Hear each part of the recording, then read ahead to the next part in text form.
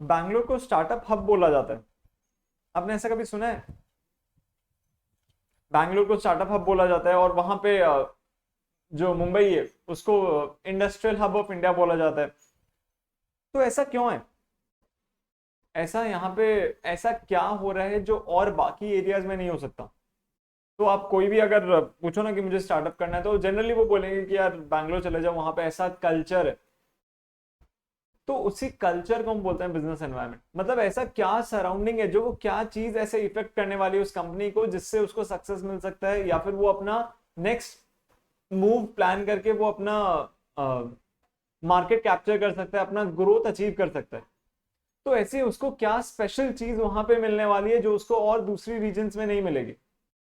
जैसे मान लीजिए आपको बोला गया कि भैया बैंगलोर जाओ, वहां पे स्टार्टअप का कल्चर है, तो वहां पे ऐसा आपको क्या स्पेशल मिलने वाला है जो और बाकी जगह आपको नहीं मिल पाएगा? तो वहां पे हो सकता है कि वीसी फर्म्स अवेलेबिलिटी बहुत ज्यादा है। वीसी फर्म्स मतलब जो आपको एंजल इन्वेस्टमेंट करने वाले हैं, जो आपके बिजनेस में पैसा लगाने वाले हैं। फिर वहां पे गवर्नमेंट रेगुलेशंस कुछ इजी होंगी। वहां पे मार्केट का डिमांड है वो थोड़ा हाई होगा। वहां पे जो कंजम्पशन है, डेमोग्राफिक कॉम्पोजिशन जो है, वो यंग लोग होंगे जो मेहनत करना चाहते होंगे, जो स्पेंड भी अच्छा से करते होंगे। तो बहुत सारे रीजन है जिसके लिए बोला जाता है कि भैया बैंगलोर स्टार्टअप हब है। तो वो क्या चीज, वो ऐसे क्या क्या रीजन है, ये हम कैसे आइडेंटिफाई करते हैं, ये सारी हम इस चैप्टर में कवर करेंगे। बिजनेस एनवायरमेंट, कि आप किस एनवायरमेंट में बिजनेस कैसे करने वाले हो। आपको बिजनेस एनवायरमेंट आपको समझ के क्या फायदा होने वाला है? सर ठीक है, चलिए हमने मान लिया कि बिजनेस एनवायरमेंट क्या होता है हमें समझ में आ गया, लेकिन सर उससे हमें फायदा क्या होगा? आपको आइडेंटिफाई करने को मदद मिलेगा कि नेक्स्ट अपना मूव क्या होना चाहिए। मान लीजिए आपको मान लीजिए आप उड़ीसा का ही आप उड़ीसा में कोई बिजनेस ओपन करना चाहते हो। तो आपको समझना पड़ेगा ना कि यहाँ पे लोगों को क्या चाहिए। मान लीजिए यहाँ पे इंटरनेट कंजम्पशन करने वाले लोग बहुत कम है, बहुत कम है इंटरनेट कंजम्पशन करने वाले। अब आप यहाँ पे चालू करते हो कि कुछ ऐप बनाते हैं जो सिर्फ और सिर्फ उड़ीसा में ही फूड डिलीवरी करेगा। लेकिन अगर यहाँ पे इंटरनेट कंजम्पशन करने वाले लोग ही कम है, तो आपके फूड डिलीवरी ऐप पे आएगा कौन? ठीक है। जैसे मान लीजिए आपने प्लान किया कि भैया हमें उड़ीसा में ही बिजनेस करना है। आपने दो आइडियाज निकाले। एक आइडिया भैया हमें सर करना है फूड डिलीवरी ऐप बनाना है हमें। Hyper local food delivery app sir, जैसे जोमेटो स्विगी में इतना आधा घंटा 45 मिनट लगता है सर, इतना वेट नहीं होता है। हम 10 से 15 मिनट्स में डिलीवर करेंगे। हाइपर लोकल डिलीवरी ऐप हमें सर बनाना है, फूड डिलीवरी ऐप। तो आपको ये चेक करना पड़ेगा यहाँ पे इंटरनेट कंजम्पशन करने वाले लोग कितने हैं, कितने लोग यहाँ पे पॉसिबिलिटीज है जो लोग इससे ऑर्डर करने वाले हैं, क्या वर्थवाइल है। मतलब मान लीजिए कि 10-15 मिनट लोग और वेट एक्स्ट्रा कर सकते हैं, या फिर लोगों को इतनी हड़बड़ी होती है कि वो और 10-15 मिनट वेट कर ही नहीं सकते हैं। तो आपको यहाँ पे ये सब चीजें सोचनी पड़ेगी कि यहाँ पे लोग कितने, उनका इंटरनेट कंजम्पशन कितना है, लोगों के पास कितने स्मार्टफोन्स हैं, कितने लोगों का एज कितना है, डेमोग्राफिक एज कितना है। मतलब जनरली इसमें से ऑर्डर कौन करने वाले?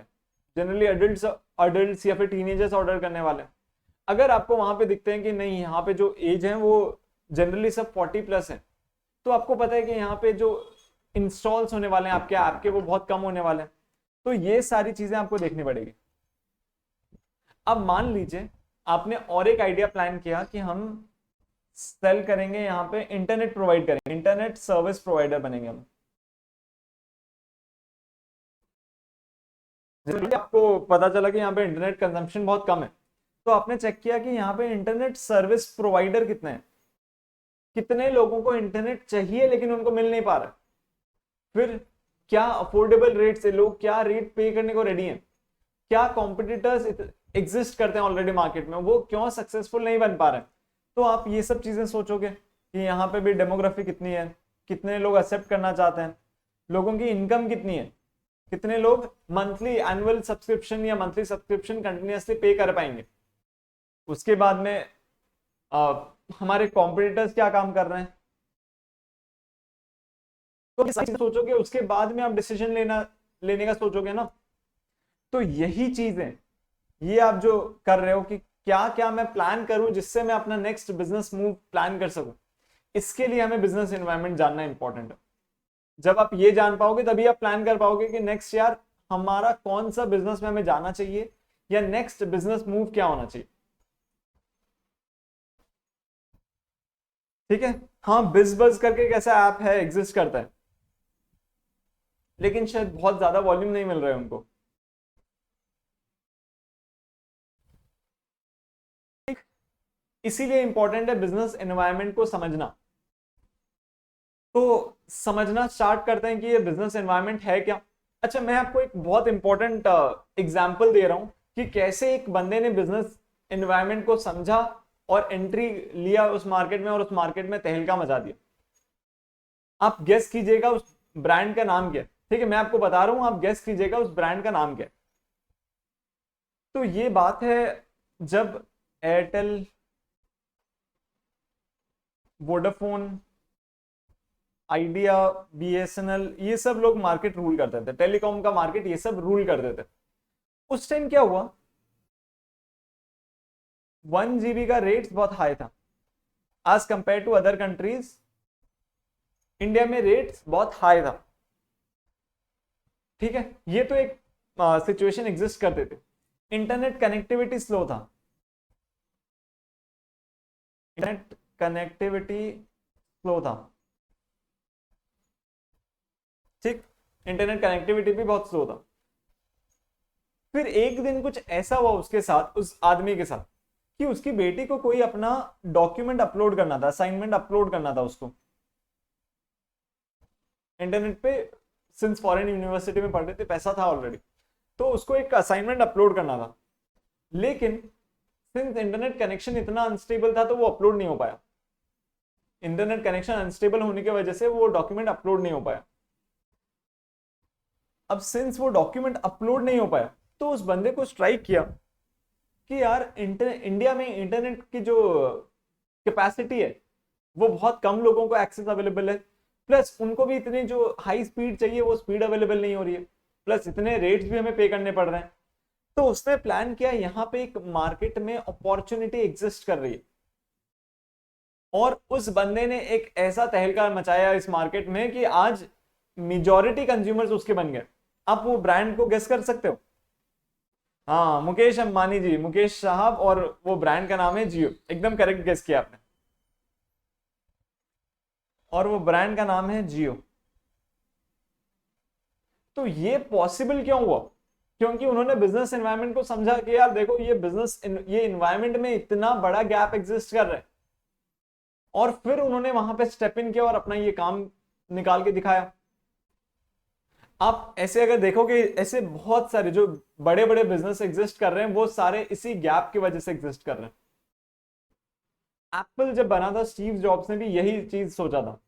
उन्होंने देखा था जो ये वॉकमैन उस टाइम चलता था, तो उन्होंने देखा वॉकमैन उतना इफेक्टिव नहीं है, प्लस आप बहुत लिमिटेड सॉन्ग्स देख सकते हैं, प्लस आपको अपडेट चाहिए होता है, मतलब आपको अगर नया गाना ऐड करना है तो आपको एक नया एल्बम खरीदना पड़ता है।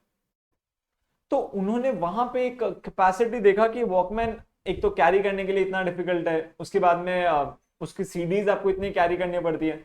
तो उसने देखा कि यहाँ पे एक गैप एग्जिस्ट करता है, और वहां से उसने एक आईपॉड निकाला था। अगर आपने अगर उनकी हिस्ट्री पढ़ी है तो वहां पे उनका इसी रीजन की वजह से उनका ये आईपॉड का प्लान आया। तो वहां पे उन्होंने उस गैप को पूरा किया। अब देखना, जो भी ग्रेट कंपनीज है ना, वो एक बड़ा गैप आइडेंटिफाई करते हैं और उसको पूरा करते हैं।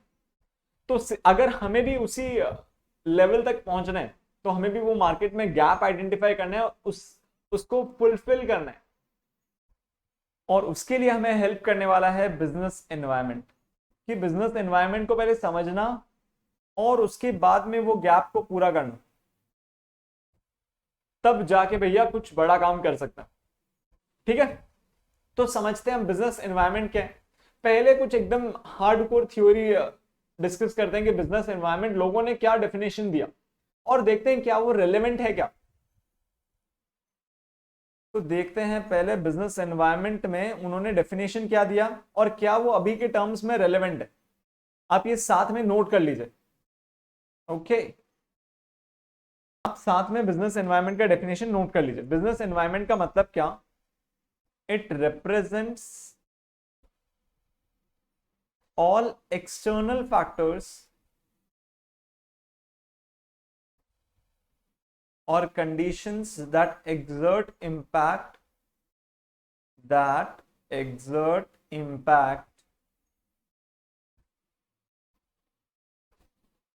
on the business decisions,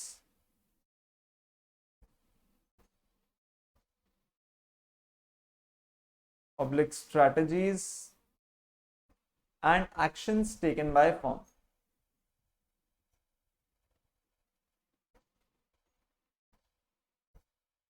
इसमें आप हाईलाइट कर लेंगे एक्सटर्नल फैक्टर्स और कंडीशंस।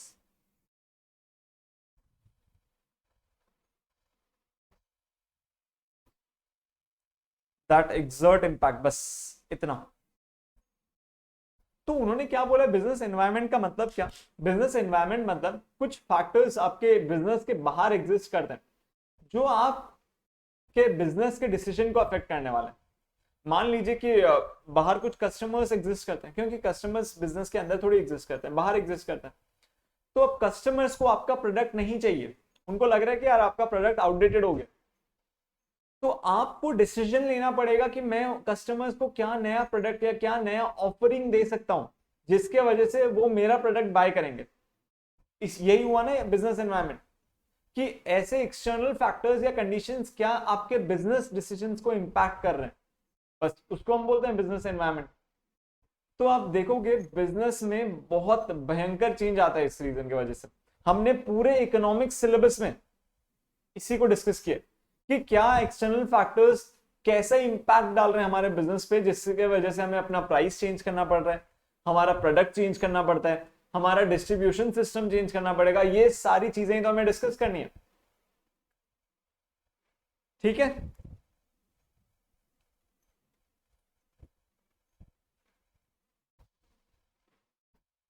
तो एक्सटर्नल फैक्टर्स क्या इंपैक्ट डाल रहे हैं, इसका एक एग्जांपल ले लेते हैं ताकि आपको समझ में आ जाए कि देखिए हाँ भैया बिजनेस एनवायरनमेंट पे इंपैक्ट क्रिएट हो रहा है। जो टी बना रही थी, टी कंपनीज, आप मुझे बताना अभी रिसेंट टाइम्स में बहुत ज्यादा डिमांड आ रहा है डिटॉक्स टी का, ग्रीन टी का, हर्बल टी का। तो आप कंपैरेटिवली देखो, कंज्यूमर्स डिमांड, आप कंपैरेटिवली देखो, अगर हर कंपनीज अब ये सेगमेंट में भी अपने प्रोडक्ट्स लॉन्च करने लगे। आप अगर 2-3 साल पहले जाओ और अभी कंपेयर करो तो पहले ये ग्रीन टी में सिर्फ लिप्टॉन था ना, एक वो एड आता था उस टाइम, मतलब वो शायद श्रद्धा कपूर या कोई एक थे, एक ही जन थे, वो लिप्टन टी का एड आता था बहुत ग्रीन टी के लिए। लेकिन अभी आप कंपैरेटिवली कंपेयर करो मार्केट में तो सारी कंपनीज जो सारे टी ऑफर कर रही हैं उनका ग्रीन टी आता है, उनका हर्बल टी आता है, उनका डिटॉक्स टी आता है। ऐसी बहुत सारी कंपनीज है जो सारे ऑफरिंग्स कर रहे हैं। ऐसा क्यों हुआ? क्योंकि अब कंज्यूमर एक्सपेक्ट कर रहे हैं कि हमें भैया ये चाहिए। अगर ये एक कंपनी, टी की कंपनी ये सब प्रोडक्ट्स नहीं लाती है तो वो आउट ऑफ बिजनेस हो जाएगी, उसका बिजनेस बंद हो जाएगा, ठीक है। आपने नोटिस किया ऐसा अभी सारी कंपनीज एग्जिस्ट कर रही हैं। हाँ, इक्वी पॉइंट इलास्टिसिटी, ओके। और देवाशीष जी हम वो सारी चीजें कवर करेंगे, वो सारी इकोनॉमिक्स में कवर होंगे। मैं आपको ये हमारा डिस्कशन होने के बाद में मैं आपके साथ डिस्कस कर लूंगा वो। हाँ, इम्यूनिटी पावर। तो ये सारी चीजें बिजनेस एनवायरनमेंट को समझ के कंपनीज को चेंज करनी पड़ रही है। तो आप यहां पे नीचे एग्जाम्पल लिख लीजिए, ऐसे मत लिखिएगा, बस एग्जाम्पल ऐसे वर्ड्स में लिख लीजिए। टी कंपनी नहीं, consumers have started liking green tea, detox teas, herbal teas, etc. Thus, tea brands have to expand their product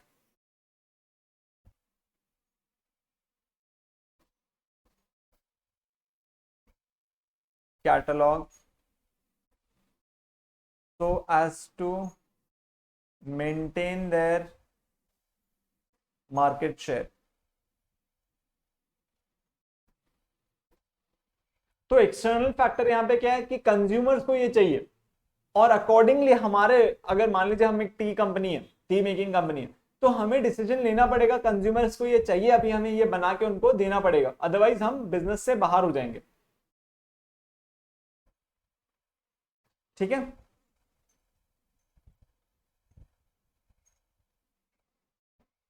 अब नेक्स्ट पॉइंट आ जाइए, पॉइंट नंबर 2, कैरेक्टरिस्टिक्स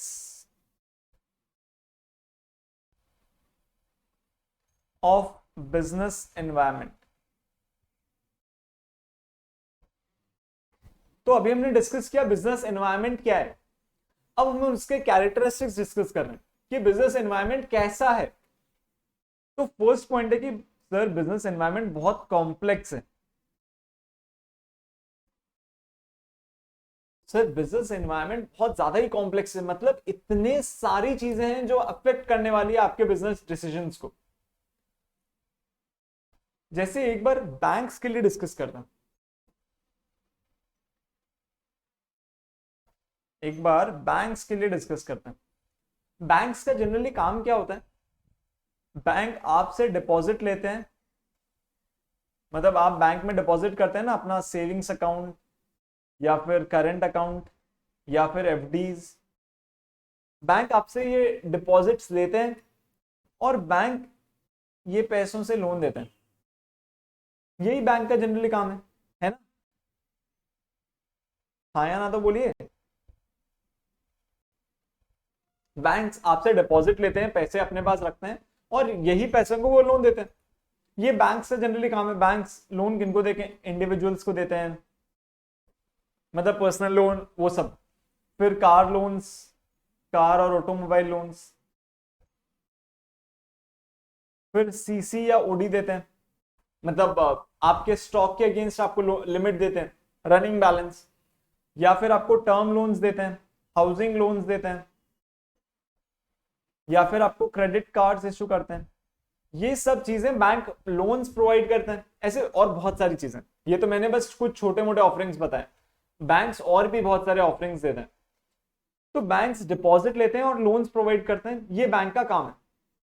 अब बैंक कौन सा लोन को प्रेफर करेगा या फिर बैंक को कैसा लोन प्रोवाइड करना चाहिए, किसको ज्यादा प्रायोरिटी देनी चाहिए, इसके लिए बैंक्स को बहुत सारे डिसीजंस अफेक्ट करते हैं। कुछ मैं आपको नेम कर रहा हूं, जैसे अभी रिसेंट टाइम्स में कोविड का सिचुएशन उनके डिसीजन को अफेक्ट कर रहा होगा। फिर आरबीआई अपने पॉलिसीज इश्यू करता है कि आपको इसको ज्यादा लोन देना है, इसको कम लोन देना है, ये आरबीआई डिसाइड करता है। फिर गवर्नमेंट रेगुलेट करता है, गवर्नमेंट बोल रहे हैं अभी ये एग्रीकल्चर सेक्टर को थोड़ा ज्यादा लोन दीजिए, सर्विस सेक्टर को थोड़ा ज्यादा लोन दीजिए। ये सारी चीजें गवर्नमेंट उसको अफेक्ट कर रहा है। उसके बाद में उसका कंपटीशन क्या चल रहा है, मतलब मार्केट में बाकी सारी बैंक्स क्या इंटरेस्ट रेट दे रही हैं। उसके बाद में उसके पास सिक्योरिटी कितनी है, मतलब मॉर्गेज वाले लोन्स कितने हैं, कितना उसके पास चांसेस है कि पैसा डूब सकता है। जैसे एक होता है गोल्ड लोन्स। अगर आपको आपने अगर वो क्लास अटेंड किया तो हमने मन्नापुरम फाइनेंस के बारे में डिस्कस किया था कि क्यों उसका शेयर प्राइस गिर रहा है इवन इफ उसका प्रॉफिट्स इंक्रीज हुआ था। तो वहां पे ये चीजें अफेक्ट होती है कि उसके पास सिक्योरिटी कितनी बड़ी है। जैसे मान लीजिए हमने ग्रेट डिप्रेशन वाले टाइम भी पढ़ा था, हाउसिंग लोन्स के टाइम लोग पैसा नहीं दे रहे थे। क्यों? क्योंकि जो उनके पास मॉर्गेज वैल्यू बैंक के पास पड़ा है उससे ज्यादा का लोन उनके पास पड़ा था। तो उनको लगा कि यार ये पैसा देके क्या मतलब है। मान लीजिए घर 1 लाख का है और उसके ऊपर लोन दिखा रहा था 2 लाख रुपए, तो उन्होंने बोला बैंक को ये घर ले जाओ भैया, हम लोन नहीं दे सकते। तो ये सारी इतनी सारी चीजें अफेक्ट कर रही है एक बिजनेस डिसीजन को। तो ये इतने सारी चीजें बैंक के लोन डिसीजन को अफेक्ट करेगी कि हमें नया लोन देना चाहिए, क्या इंटरेस्ट रेट चार्ज करना चाहिए, कौन से वाले लोन को प्रायोरिटी देना चाहिए, इतनी सारी चीजें उनके डिसीजन को अफेक्ट करने वाली है। इसीलिए बोला जाता है कि बिजनेस एनवायरनमेंट कॉम्प्लेक्स है, मतलब आपको नहीं पता कौन सी चीज आपको कितना अफेक्ट कर रही है। ओके, तो आप लिख लीजिए वहां पे कॉम्प्लेक्स के बस बाद में लिख लीजिए एनवायरनमेंट कंसिस्ट ऑफ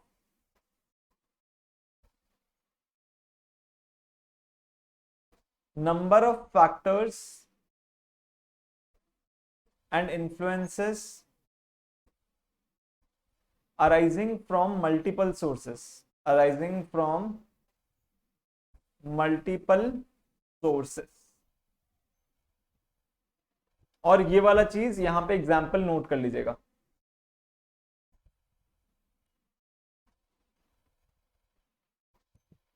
ये जो बीच में कोविड आरबीआई पॉलिसी मैंने लिखा है, ये आप रेड कलर में नोट कर लीजिएगा, सो दैट आपको पता चल जाए ये सारे फैक्टर्स हैं।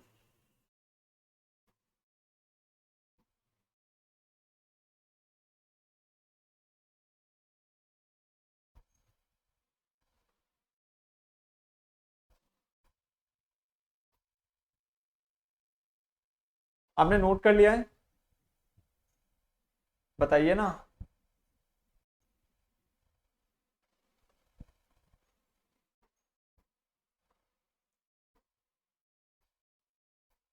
हाँ ओके ओके, आपने ये एग्जाम्पल भी नोट किया है ना, ये एग्जाम्पल भी नोट करना है। फिर point number 2, it is dynamic. Dynamic का मतलब होता है इट इज कॉन्स्टेंटली चेंजिंग, मतलब कंटिन्यूअसली चेंज होता रह रहा है। डायनामिक का मतलब इट इज कॉन्स्टेंटली चेंजिंग।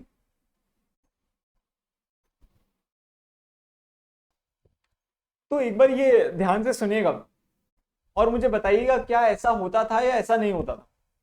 पहले जब म्यूजिक एल्बम्स लॉन्च होते थे तो वो सीडीज में लॉन्च करते थे। पहले जब म्यूजिक एल्बम्स लॉन्च होते थे तो सीडीज में लॉन्च होते थे। तो आप क्या करते थे, आप जाके ये सीडीज बाय करते थे। मान लीजिए ये सीडी ₹99 की है, कोई अगर म्यूजिक एल्बम लॉन्च हुआ होता तो आपको ये सीडीज जाके बाय करनी होती थी। आप ये सीडीज बाय करते और आप वो पैसा देते और इससे कुछ परसेंटेज जाता रॉयल्टी वो आर्टिस्ट को। ऐसा होता था। आपने वो देखा है क्या, रॉकस्टार? रॉकस्टार में होता है उसने वो अपनी सीडीज बेच रहा होता है, आपने देखा है ऐसा? रॉकस्टार में ऐसे हुआ होता, वो अपनी सीडीज की कॉपी बेच रहा था। लेकिन क्या अब ऐसे होता है क्या कि आप जाके मार्केट से सीडीज बाय करते हैं, उसको फिर लैपटॉप में लोड करते हैं, ऐसे गाना सुनते हैं क्या आजकल हम? नहीं सर, वो आउटडेटेड हो चुका है।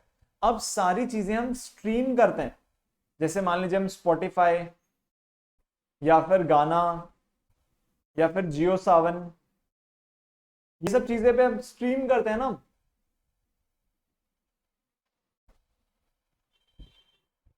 तो अब आपको पता है अब रेवेन्यू कैसे आता है, जैसे कितने में अब रेवेन्यू का सोर्स ही चेंज हो गया।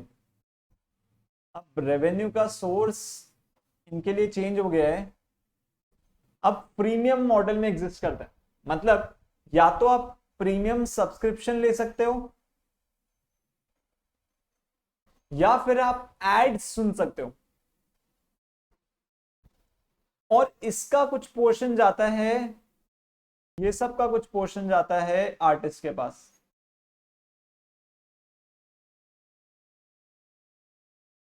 जैसे आप हर स्ट्रीम करते हो ना स्पॉटिफाई पे, एक बार वो गाना सुनते हो तो कुछ 0.005 या 001 ऐसा करके कुछ अमाउंट जाता है वो म्यूजिशियन को।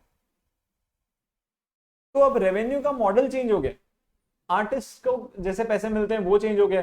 अब वो यूट्यूब पे भी अपलोड करते हैं तो यूट्यूब में एड से पैसे आते हैं उनके पास, तो ये रेवेन्यू का मॉडल चेंज हो गया। पहले उनको सीडीज बेचनी पड़ती थी, अब वो सीडीज नहीं बेचते हैं, अब उनको एड्स रन करने पड़ते हैं, उससे उनके पास रेवेन्यूज आते हैं।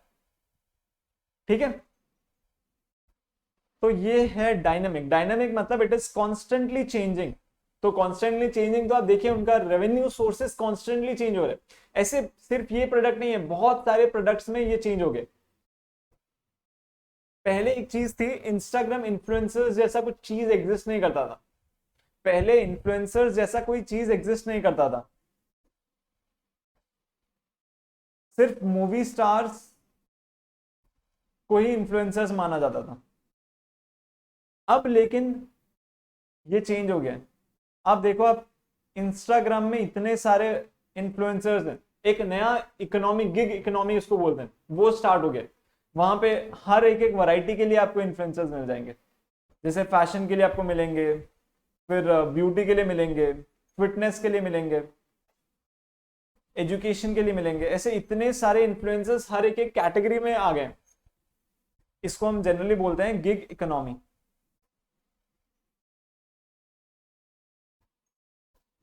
तो इन्वायरमेंट कितना कॉन्स्टेंटली चेंज कर रहा है, ठीक है। तो आप एग्जाम्पल, दोनों एग्जाम्पल लिख सकते हैं। हाँ, गेम्स के सिचुएशन में भी वैसे हो रहा है, गेम्स में भी हो रहा है। आपको फ्री में गेम्स अवेलेबल हो रहे हैं, लेकिन आपको ये टॉप अप करना पड़ता है। जैसे मान लीजिए आपको कुछ एडिशनल इक्विपमेंट चाहिए, या फिर आपको हेल्थ चाहिए, या बुलेट चाहिए, एमो चाहिए, तो आपको एक्स्ट्रा पैसा देने पड़ते हैं। तो पहले वो सीडीज सेल करते थे, अब उन्होंने उसको चेंज करके अब प्रीमियम मॉडल में शिफ्ट कर गए। जैसे पबजी हो गया, ये बहुत सारी गेम्स, फ्री फायर हो गया, ये सब में वैसे ही चल रहा है। तो आप ये एग्जाम्पल्स नोट कर लीजिए। एग्जाम्पल, पहले एग्जाम्पल नंबर 1 नोट कर लीजिए। Artist used to sell CDs of their albums and they received a percentage of royalty from that. Now, with the advent of Spotify, Gaana, JioSaavn, the revenue stream has changed from premium subscription and ads, and artists get a percentage per streaming. फिर second example आप लिख सकते हैं, back a decade ago, no influencers existed, but now due to the advent of social media and Instagram and YouTube, there are influencers and it has created a gig economy. आपको पता है finance के लिए भी ऐसे influencers exist करते हैं, और इनका रेवेन्यू स्ट्रीम है एड्स या कोलैबोरेशंस।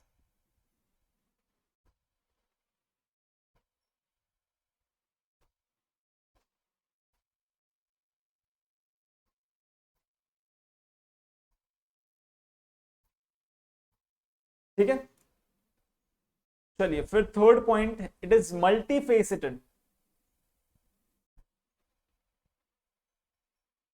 मल्टी फेसेटेड मतलब बहुत सारे मुंह है उसके, मतलब दिखाने के, मतलब हर एक चीजों को वो अलग अलग तरह से अफेक्ट होने वाला है। सर क्या मतलब मल्टी फेसेटेड, मतलब हर एक चीजों को अलग अलग तरीके से अफेक्ट होने वाला। सर आप एग्जाम्पल से समझाइए, ऐसे समझ में नहीं आता।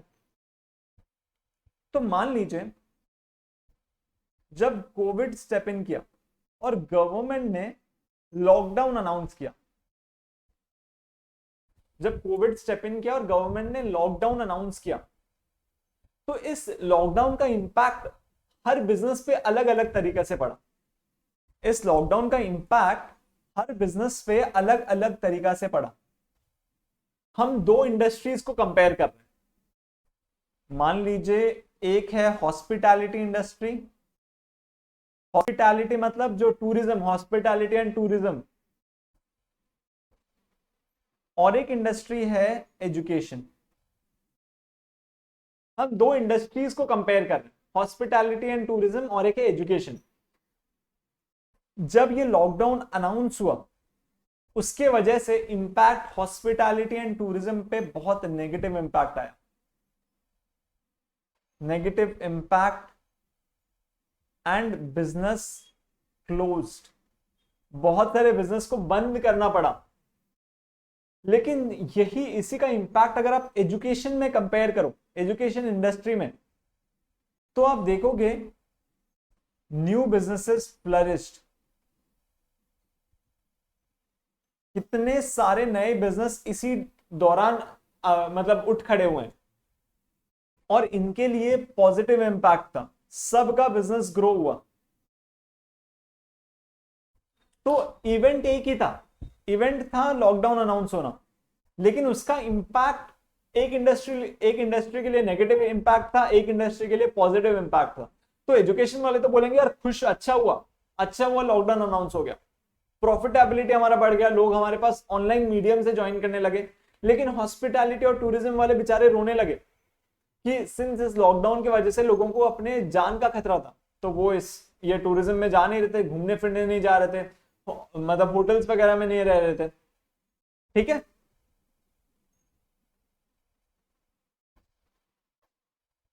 तो मल्टी फेसेटेड में लिख लीजिए, रुकिए डायरेक्ट एग्जाम्पल मत लिखिएगा, उसके अंदर 2 लाइन लिख लीजिए। मल्टी फेसेटेड में आप लिख लीजिए a particular change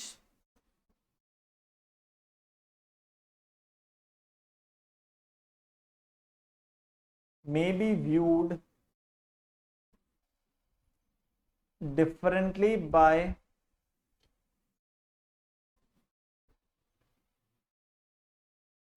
different industries। बस, और हाईलाइट कर लीजिए व्यूड डिफरेंटली, मतलब उसका मतलब यही है कि एक को दूसरी तरह से इंपैक्ट करेगा, दूसरी इंडस्ट्री को और दूसरी तरह से इंपैक्ट करेगा। और यही इंपैक्ट, ये लॉकडाउन का इंपैक्ट, कोविड का इंपैक्ट अगर आप हॉस्पिटल्स वाले पे, हेल्थ केयर वाले इंडस्ट्रीज पे देखोगे तो वहां पे बहुत ज्यादा ग्रोथ आया है। ठीक है,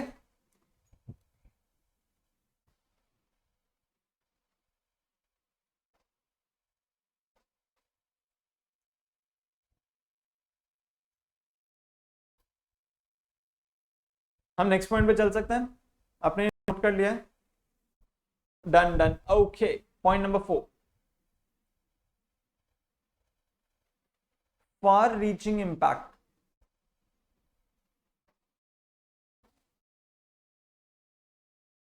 फार रीचिंग इंपैक्ट, इसका मतलब एक ऑर्गेनाइजेशन का प्रॉफिटेबिलिटी डिपेंड करता है वो कौन से एनवायरनमेंट में एग्जिस्ट करता है, अकॉर्डिंगली वो बिजनेस डिसीजंस लेता है, और अकॉर्डिंगली वो नए नए सेक्टर्स में एक्सपैंड करने का सोचता है, सो दैट वो अपना प्रॉफिटेबिलिटी मेंटेन कर सके। आपको याद है हमने इकोनॉमिक्स में एक कॉन्सेप्ट पढ़ा था, अपॉर्चुनिटी कॉस्ट।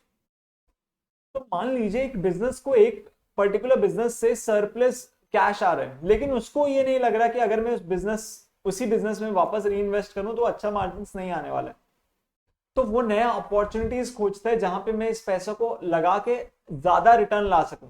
मान लीजिए रिलायंस की बात करते हैं, रिलायंस को ऑयल से बहुत अच्छे प्रॉफिट्स आ रहे थे, बहुत अच्छे पैसे आ रहे थे, प्रॉफिट्स आ रहे थे, लेकिन उसको लगा अगर मैं ये जो प्रॉफिट्स वापस ऑयल इंडस्ट्री में लगाता हूं तो मुझे सरप्लस, मतलब वहां पे अपॉर्चुनिटी कॉस्ट अच्छी नहीं है, मतलब मैं इस पैसे को और कोई दूसरे सेक्टर में लगा के वहां से ज्यादा रिटर्न ला सकता हूं। तो वो क्या करेगा, इस प्रॉफिट्स को और कोई दूसरे सेक्टर में इन्वेस्ट करना स्टार्ट करेगा, जैसे रिटेल हो गया, जैसे जियो हो गया, या फिर और क्या चीज है, ये हेल्थ केयर हो गया। फिर अभी आपको पता है क्या, रिलायंस एक स्मार्ट सिटी बना रहा है, मुंबई के पास में उन्होंने अपनी एक एरिया लिए जहां पे वो सिटी ओन करेंगे मुकेश भाई जी। रिलायंस एक स्मार्ट सिटी बना रहे हैं वहां पे, मुंबई के पास में उन्होंने एक एरिया ऑलरेडी लीज का पेमेंट उन्होंने कर दिया है, अब वो वहां पे डेवलप करना स्टार्ट करेंगे। ठीक है, तो फार रीचिंग इंपैक्ट का मतलब एक बिजनेस को अपना प्रॉफिटेबिलिटी अपने इन्वायरमेंट के अकॉर्डिंगली देखना पड़ेगा। उसको अगर लग रहा है मेरा जो प्रॉफिट्स आ रहा है मैं अगर उसी बिजनेस में वापस री इन्वेस्ट करूंगा तो वहां से बहुत अच्छी अपॉर्चुनिटी अवेलेबल नहीं है, मैं और बाकी दूसरे सेक्टर्स में एक्सपैंड करके और ज्यादा मार्जिन अर्न कर सकता हूं, तो वो एक्सपैंड करना स्टार्ट करेगा। तो अभी इसीलिए वो रिलायंस रिटेल सेक्टर में बहुत ज्यादा हेवी एक्सपेंशन है उनका, इसके लिए वो नए नए कंपनीज को भी बाय कर रहे हैं, वो अपने नए स्टोर्स ओपन कर रहे हैं। उन्होंने अभी रिसेंटली जस्ट डायल को बाय किया था, वो अपने ऑफरिंग्स को बढ़ा रहे हैं, उसके लिए और बाकी अदर कंपनीज जैसे हैमलीज को बाय किया था। ठीक है, ये उनका फार रीचिंग इंपैक्ट। तो पहले लिख लीजिए उसके अंदर, उसके बाद में एग्जाम्पल लिखिएगा। Growth and profitability of an organisation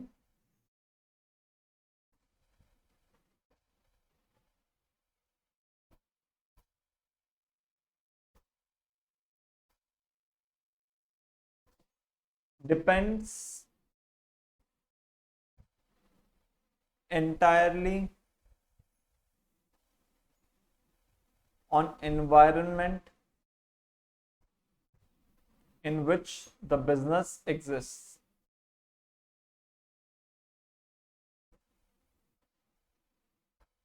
The business will expand into sectors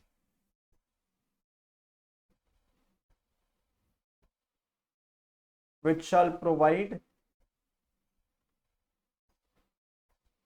higher investment return opportunity. Higher investment return opportunity. और आप ये वाला एग्जाम्पल उसके बाद में नोट कर लीजिएगा, ये लिखने के बाद में ये एग्जाम्पल नोट कर लीजिएगा, ये री इन्वेस्टमेंट।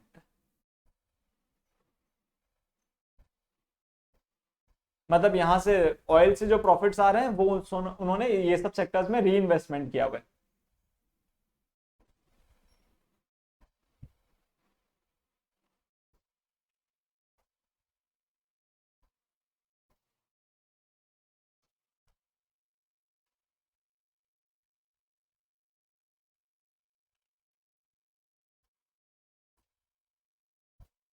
आपने कर लिया नोट? स्मार्ट सिटी में क्या होगा? अच्छा, तो स्मार्ट सिटी वो जो बिल्डअप कर रहे हैं उन्होंने बोला कि उसका एडमिनिस्ट्रेशन रिलायंस के पास रहेगा। तो वहां पे उन्होंने बोला हम अफोर्डेबल रेट्स में इंडस्ट्रीज को सेटअप करने का मौका देंगे। उसके बाद में वहां पे हम एम्प्लॉयमेंट अपॉर्चुनिटीज प्रोवाइड करेंगे सो दैट हम एक्सपोर्ट कर सकें।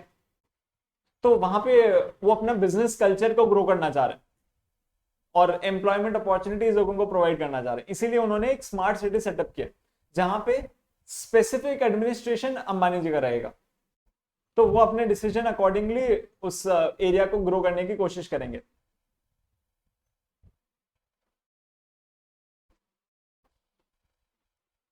ठीक है, हाँ ठीक है, आप नोट कर लीजिए।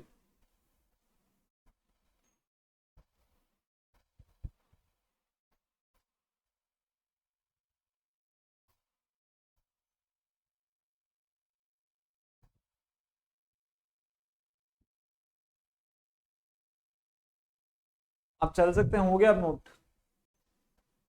Done done, okay. फिर नेक्स्ट पॉइंट है मतलब अभी मेन पॉइंट नंबर 3 चल रहा है, मेन पॉइंट नंबर 2 कंप्लीट हो गया। हमने बिजनेस एनवायरनमेंट के कैरेक्टरिस्टिक्स को समझ लिया। अब ये बिजनेस एनवायरनमेंट इंपॉर्टेंट क्यों है हमें जानने के लिए। Point number 3, importance of business environment. Sir business environment क्या है वो समझ लिया, उसके कैरेक्टरिस्टिक्स क्या है वो भी समझ लिए, लेकिन ये बिजनेस एनवायरनमेंट को समझना इंपॉर्टेंट क्यों है? सर ऐसा हमें क्या फायदा हो जाएगा कि हम बिजनेस एनवायरनमेंट का पूरा स्टडी करें, ये चैप्टर क्यों ही पढ़े सर? तो ये पॉइंट आपको बताएगा क्यों बिजनेस एनवायरनमेंट इंपॉर्टेंट है। अगर आपको कन्विंस करने के लिए एक एग्जांपल सफिशिएंट है कि रिलायंस मुकेश अंबानी जी ने बस ये समझा कि मार्केट में कहां शॉर्टफॉल है और उसको पूरा किया, और ये पॉसिबल हुआ बिजनेस एनवायरनमेंट को समझने के बाद में। अगर ये इंपॉर्टेंस आपको समझ में आ गए तो आप भैया ये समझ जाओगे कि भैया बिजनेस एनवायरनमेंट समझना बहुत ज्यादा इंपॉर्टेंट है। अभी रिसेंटली अगर आप कोई भी स्टार्टअप्स की बात करोगे ना, उनका फोकस यही रहता है कि हम मार्केट में खोजें लोगों को क्या प्रॉब्लम हो रही है, और उसके लिए आपको समझना पड़ेगा बिजनेस एनवायरनमेंट क्या है। ठीक है, तो क्यों इंपॉर्टेंट है बिजनेस एनवायरनमेंट समझना? First point, determining opportunities and threats. Determining opportunities and threats, कि क्या अपॉर्चुनिटी एग्जिस्ट कर रही है और क्या थ्रेट्स अवेलेबल हैं। जैसे मान लीजिए, एग्जाम्पल से समझते हैं इसको।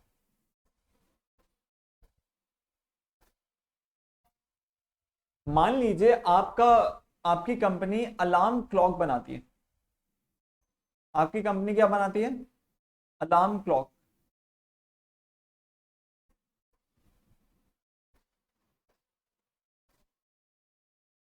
और ये बना रहे थे ईयर, मान लीजिए एक बार है ये ईयर 1990s। उस टाइम मोबाइल फोन्स बस मार्केट में आना ही स्टार्ट किए थे, उस टाइम मार्केट में मोबाइल फोन्स का इंट्रोडक्शन होना स्टार्ट हुआ था।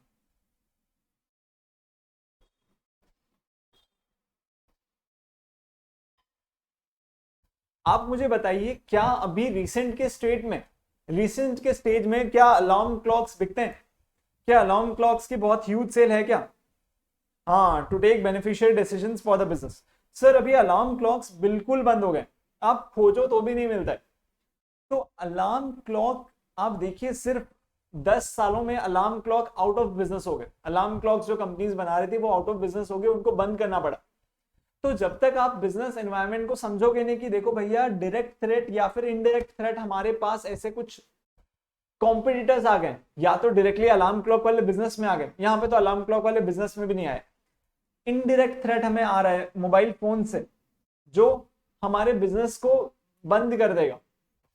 तो ये हमें आइडेंटिफाई करना पड़ेगा कि क्या अपॉर्चुनिटी, नई क्या अपॉर्चुनिटी अवेलेबल है। तो जो अलार्म क्लॉक्स बना रहे थे, अगर वो शिफ्ट हो जाते, ये अपॉर्चुनिटी उनके पास अवेलेबल थी कि वो शिफ्ट हो सकते हैं मोबाइल फोन्स बनाने में या फिर मोबाइल फोन्स डील करने में, तो उनको एक नई अपॉर्चुनिटी मिलती और उनका ग्रोथ होता। लेकिन अगर वो कंटिन्यू करते ये मोबाइल अलार्म क्लॉक्स बनाना, तो वो उनके लिए थ्रेट था कि वो उनका भैया बिजनेस बंद हो जाएगा। तो कैसे हेल्प करता है बिजनेस एनवायरनमेंट अपने को ये समझने के लिए कि भैया हमारा प्रोडक्ट अगर फ्यूचर में चाहिए तो क्या नए इनोवेशंस आ रहे हैं, क्या हमें वो नए इनोवेशंस को अडॉप्ट करना चाहिए, क्या वो हमारे लिए थ्रेट है, या फिर हमारा जो प्रोडक्ट है क्या वो फ्यूचर में बहुत सफिशिएंटली रिक्वायर्ड होने वाला है। तो वो एक अपॉर्चुनिटी भी एग्जिस्ट कर सकता है, जैसे मैंने आपको दिखाया था ना वो नीमो ग्लासेस।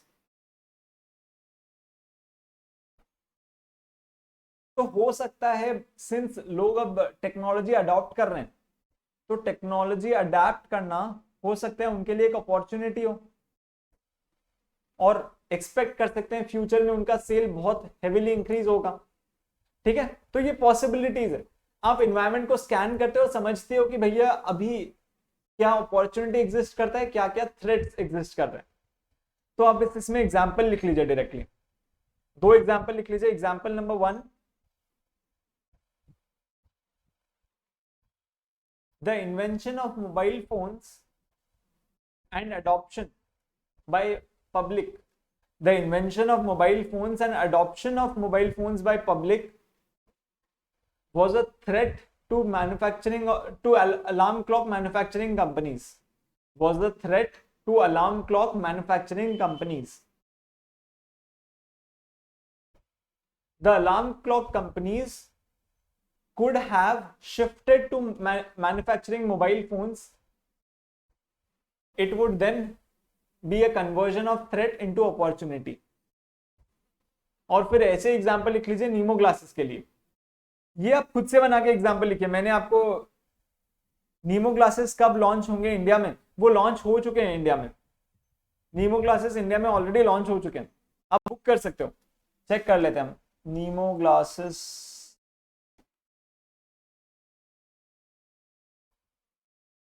नीमो प्लैनेट, वो इंडिया में शायद लॉन्च हो चुके हैं या फिर वेटिंग लिस्ट होंगे,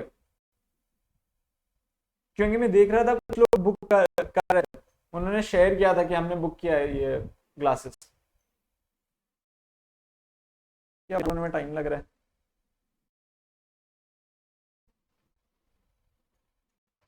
तो मोस्ट प्रोबेबली शायद वेटिंग लिस्ट चल रहा है उनका। उन्होंने कुछ शायद कुछ सिलेक्टेड कस्टमर्स को सैंपल्स प्रोवाइड किया था।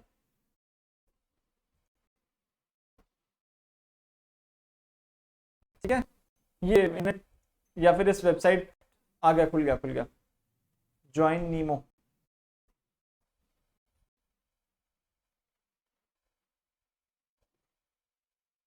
अच्छा, ये तो वो है, बाय करना है अपने को, तो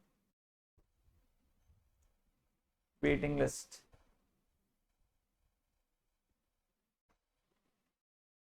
ये वेटिंग लिस्ट है, ये लोग सबने इन्वेस्ट किया था उसमें, ये लोग सबने इन्वेस्ट किया और शायद इनको मिल गया है प्रोडक्ट, कुछ लिमिटेड लोगों को वो टेस्टिंग के लिए प्रोडक्ट मिला है।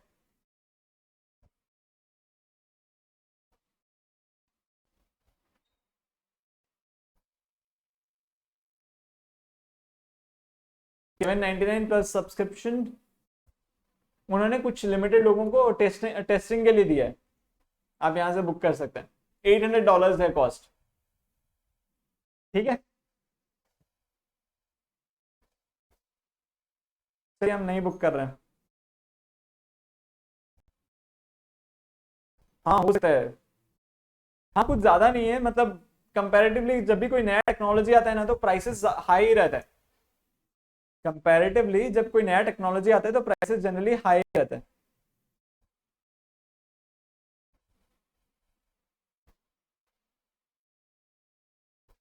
ठीक है,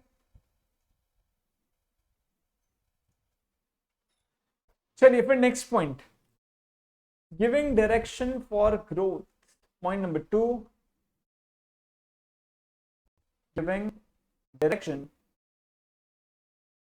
for growth.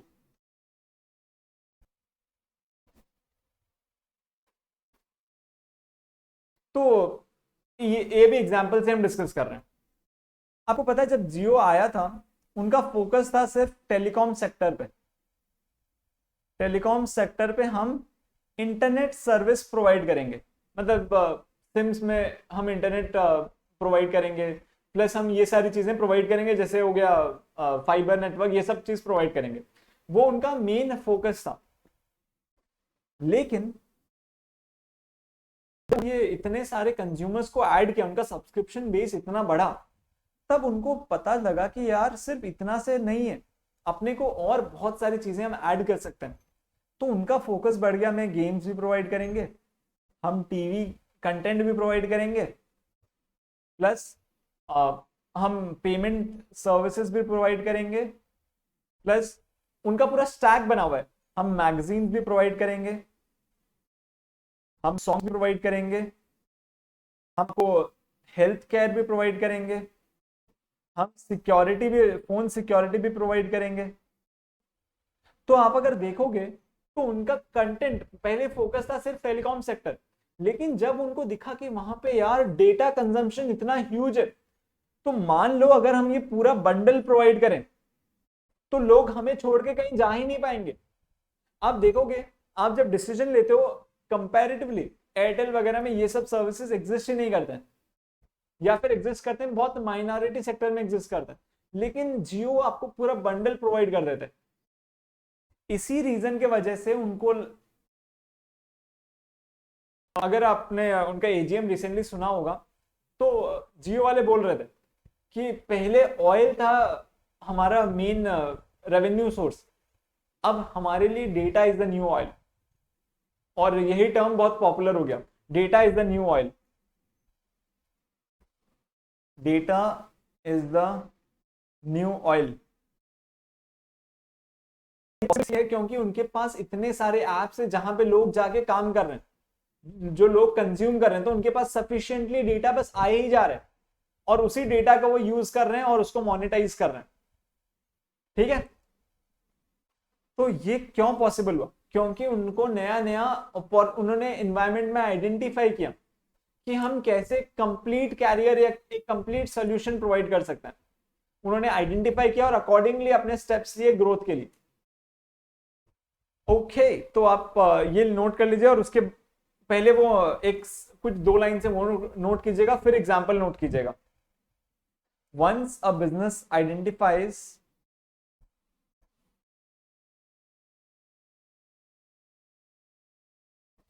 changes happening around it,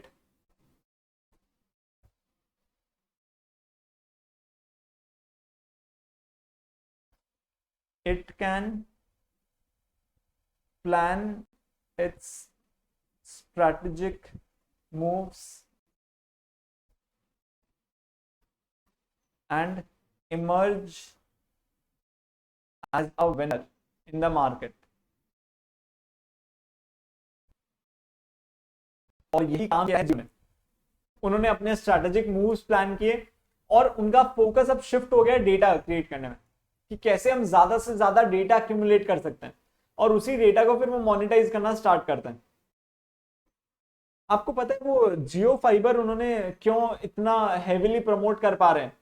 क्योंकि उनके पास सबके जियो नंबर्स हैं, तो पीछे लग गए हैं आपके। तो अकॉर्डिंगली सिंस पीछे लग गए हैं आपके, तो उनके पास हेवी एडवर्टाइजमेंट रिसोर्सेज है, हेवी कनेक्शंस है, और इतने सारे लोगों तक पहुंच गए।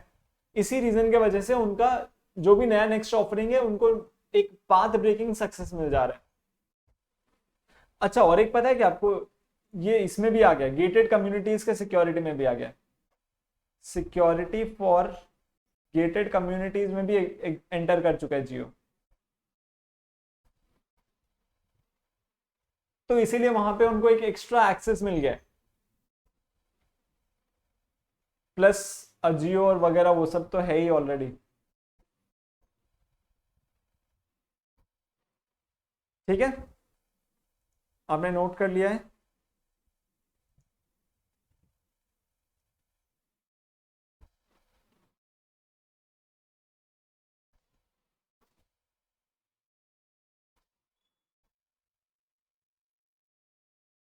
ना, डन डन, ओके।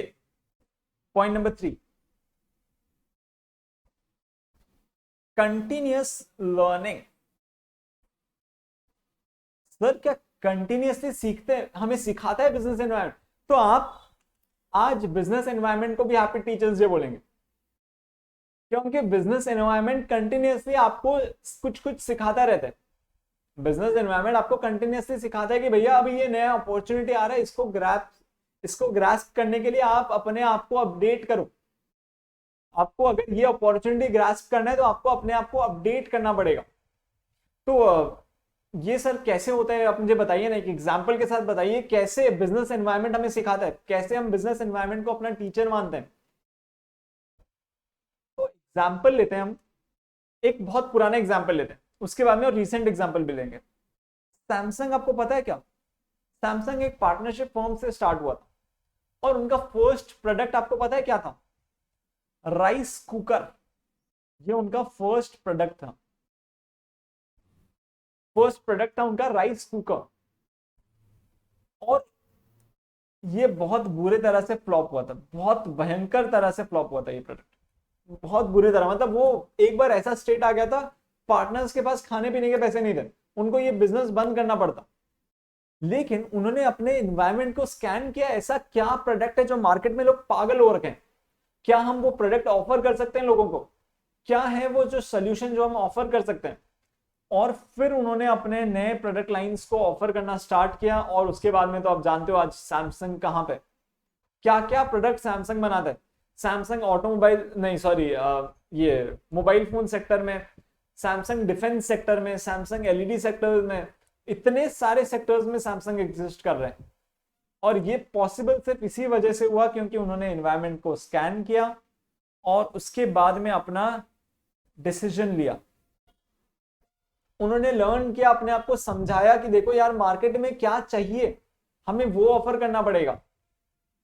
अब चलिए एक बार रीसेंट एग्जांपल्स देते हैं, कोई भी स्टार्टअप का एग्जांपल लेते हैं तो आपको दिखेगा कि यही चीज हो रही है। सबसे बड़े स्टार्टअप का एग्जांपल लेते हैं, एप्पल।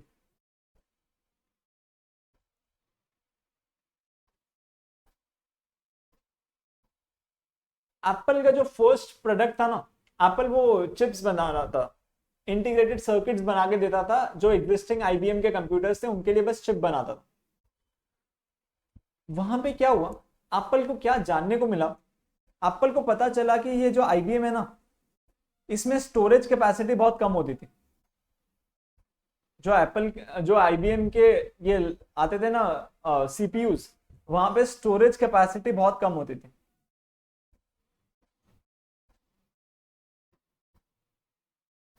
तो उनको वहां से सीखने मिला कि यहाँ पे हम एक नया चिप इंट्रोड्यूस कर सकते हैं। और एक्चुअल में ये स्टीव जॉब्स ने नहीं बनाया था, वोजनियाक ने बनाया था। तो वहां पे उन्होंने एक चिप बनाया जिससे ये उनका स्टोरेज कैपेसिटी को इंक्रीज कर देता था।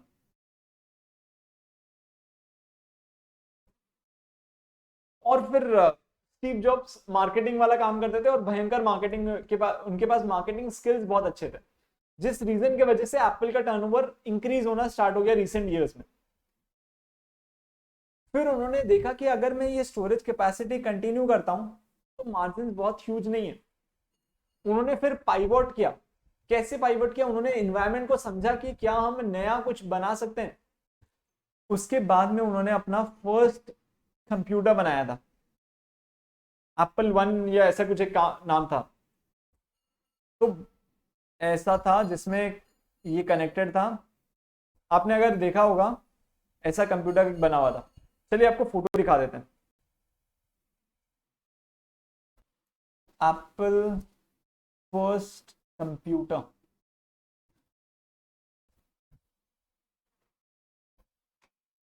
एप्पल वन 1976 में, देखिए ऐसा ऐसा बनाया था उन्होंने माउस के साथ।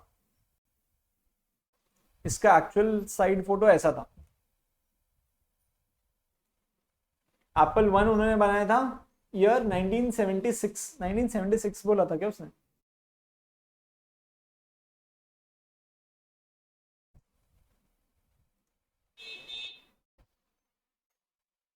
हाँ 1976 में, वो भी स्टीव वॉजनियाक ने डिजाइन किया था। वहां से उन्होंने पाइवोट करना स्टार्ट किया कि लोगों को चाहिए क्या। हमेशा वो एनवायरनमेंट को स्टडी करते थे और कंज्यूमर एक्सपीरियंस को बढ़ाने पे फोकस करते थे। उसके बाद में उनके जो नए कंप्यूटर्स आए उन्होंने उसको और लीन, मतलब और पतला बनाना चालू किया। और उसके बाद में स्लिमेस्ट लैपटॉप एप्पल ने ही लॉन्च किया था। इसी रीजन के वजह से, यही रीजन है कि आपको अगर ग्रेट कंपनीज बनाना है तो you have to continuously learn from business environment. आपको आइडेंटिफाई करना पड़ेगा कौन सा प्रोडक्ट फेल हो रहा है और क्या लोगों को चाहिए, सो दैट आप अपना नेक्स्ट मूव प्लान कर सको। जैसे एप्पल जब स्टीव जॉब छोड़ के गए थे तो एप्पल बहुत सॉरी स्टेट में आ गया था। क्यों? क्योंकि वो अब इन्वायरमेंट से सीखना बंद कर दिए थे। उन्होंने क्या कर रहे थे, बस वो अपने वही पुराने प्रोडक्ट्स को बस चलाए जा रहे थे। उसी में हल्के हल्के छोटे छोटे वेरिएंट्स लाके इतने सारे वैरायटीज बना दिया था उन्होंने। तो जितनी ज्यादा वैरायटी, उतने ज्यादा इंजीनियर्स, उतने ज्यादा पैसे चाहिए होंगे। तो एप्पल एक बार बंद होने के स्टेट में, बैंकरप्ट होने के स्टेट में आ गया था, उनके पास पैसे खत्म हो रहे थे। तभी स्टीव जॉब्स वापस स्टेप इन किए। उन्होंने आधे से ज्यादा सारे प्रोडक्ट्स बंद कर दिए। उन्होंने बोला हमारा फोकस होना चाहिए कंज्यूमर को और बेटर देने का, एनवायरमेंट को समझने का कि कंज्यूमर्स को नेक्स्ट क्या चाहिए। उनको क्या बेटर कलर्स चाहिए, बेटर फॉन्ट्स चाहिए, क्या वो नया इमेजिन कर पा रहे हैं। और उसी टाइम उन्होंने वो नए फॉन्ट्स वगैरह को स्टार्ट किया था। फिर वो एप्पल का वो लोगो उन्होंने पीछे लगवाया। ये सब चीजें से वो ब्रांड वैल्यू इम्पैक्ट कर रहे थे कि कस्टमर्स को ब्रांड भी चाहिए, साथ में क्वालिटी भी चाहिए। ठीक है, तो इसी रीजन की वजह से आपको हैप्पी टीचर्स ये बोलना चाहिए बिजनेस एनवायरनमेंट को भी। तो एग्जाम्पल लिख लीजिए। पहला एग्जाम्पल सैमसंग का लिख लीजिए कि राइस कुकर जब फ्लॉप हुआ उन्होंने पाइवोट किया नए प्रोडक्ट्स में। फिर नेक्स्ट एग्जाम्पल आप एप्पल का लिख लीजिए।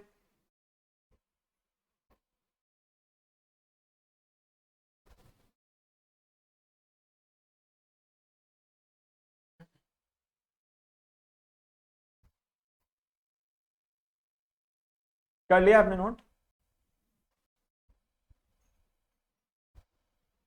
Yes yes yes, okay. चलिए फिर नेक्स्ट पॉइंट पे चलते हैं।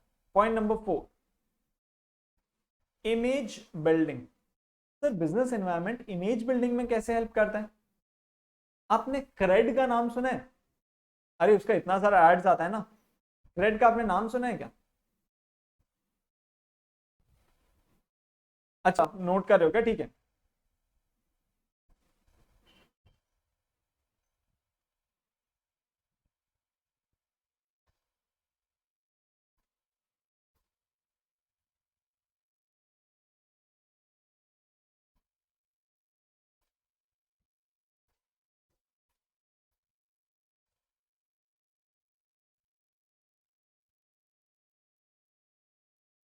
Done done, okay.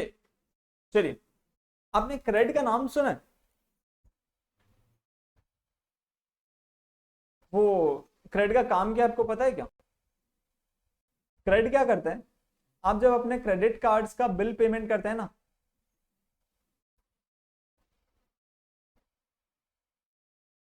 Credit card का बिल्स पेमेंट आप क्रेड क्रेड ऐप के थ्रू करते हैं, तो वो आपको रिवॉर्ड करता है क्रेड कॉइन्स के साथ। ये कॉइन्स आप यूज करके बहुत सारे प्रोडक्ट्स बाय कर सकते हो, या फिर बहुत सारे काम में वो ये क्रेड कॉइन्स को आप लगा सकते हो। ये काम है उस क्रेड ऐप का। तो जिस टाइम ऑक्सीजन की शॉर्टेज थी, ऑक्सीजन की शॉर्टेज थी कोविड के टाइम, कोविड के टाइम जब ऑक्सीजन की शॉर्टेज हो गई थी, तब ये क्रेड कॉइन्स ने एक बहुत बेहतर काम किया था। क्रेड कंपनी ने इस एनवायरमेंट को आइडेंटिफाई किया, इस अपॉर्चुनिटी को, और अपना गुडविल बढ़ाने के लिए उन्होंने बहुत मेहनत की। और उसके लिए उन्होंने क्या किया, उन्होंने बोला अपने यूजर्स को कि आप ये जो क्रेड कॉइन्स है ना, आप ये अगर डोनेट करोगे, हम उससे ना ऑक्सीजन सिलेंडर्स बाय करके लोगों तक पहुंचाएंगे। आप अगर ये क्रेड कॉइन्स हमें डोनेट करोगे तो हम ये ऑक्सीजन सिलेंडर्स बाय करेंगे और लोगों तक पहुंचाएंगे। तो ऐसा हो गया था उस टाइम, लोग पागल की तरह अपने क्रेडिट कॉइन, मतलब पागल के मतलब बहुत ह्यूज अमाउंट्स में अपने क्रेडिट कॉइन्स को डोनेट करना स्टार्ट कर दिए थे। और ये क्रेडिट कॉइन्स जब वो डोनेट करते थे, उनको एक सर्टिफिकेट मिलता था, उनको एक सर्टिफिकेट मिलता था क्रेडिट की तरफ से कि थैंक यू, आपने इतना डोनेट किया और बहुत अच्छे से बनाया हुआ था। तो लोग इंपेल होके उसको शेयर करते थे सोशल मीडियाज पे। तो आप बिलीव नहीं करोगे, एक सर्वे के दौरान, एक सर्वे के दौरान, मतलब क्रेडिट ने बहुत ज्यादा अमाउंट, ह्यूज अमाउंट डोनेट नहीं किया था, लेकिन एक सर्वे के दौरान लोग क्रेडिट के ऊपर ट्रस्ट फैक्टर उनका बहुत ज्यादा गेन हो गया था। ट्रस्ट फैक्टर मैसिवली इंक्रीज हो गया था। पहले लोग उसको बिलीव करने में थोड़ा हिचकिचा रहे थे, लेकिन उसके बाद में मैसिव ट्रस्ट फैक्टर गेन हो गया, बस इसी इवेंट के बाद में। तो ये हेल्प करता है, आप आइडेंटिफाई करते हो अपॉर्चुनिटी और वहां पे इमेज बिल्डिंग करते हो। ये आइडेंटिफाई करते हो कि क्या पॉसिबल अपॉर्चुनिटीज एग्जिस्ट करते हैं, कैसे हम सोसाइटी में कंट्रीब्यूट कर सकते हैं। तो क्रेडिट का काम है बिल पेमेंट का, और जो आप वो आपको रिवॉर्ड करता है क्रेडिट पॉइंट से। तो लोगों को बोला गया कि आप क्रेडिट पॉइंट्स डोनेट कीजिए, उसके बेसिस में हम ऑक्सीजन सिलेंडर्स लोगों तक पहुंचाएंगे। तो क्रेडिट ने ये अपॉर्चुनिटी देखी और उसको ग्रास्प किया, और उसके वजह से उसके ऊपर ट्रस्ट फैक्टर बहुत मैसिवली इंक्रीज हो गया, मतलब उसके यूजर्स बहुत मैसिवली इंक्रीज हुए। आप एक लाइन लिखेंगे, उसके बाद में ये एग्जांपल लिखेगा, analysing business environment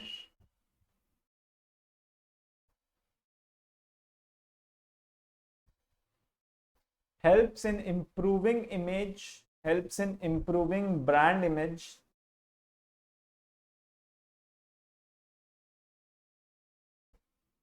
by showing their sensitivity, by showing their sensitivity to the event in which they operate, to the event in which they operates.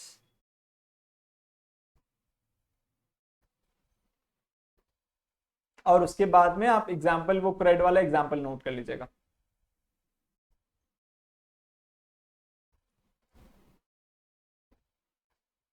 Done? आपने क्या साथ साथ में नोट कर लिया था क्या? ओके ठीक है। तो फिर last point, point number 5, managing competition.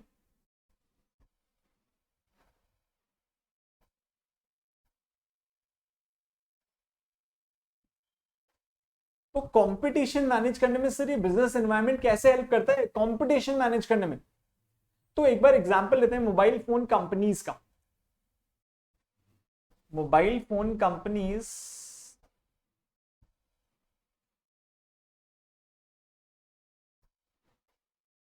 अच्छा मोबाइल फोन कंपनी से ज्यादा बेटर एग्जांपल आपको समझ में आएगा बोट का,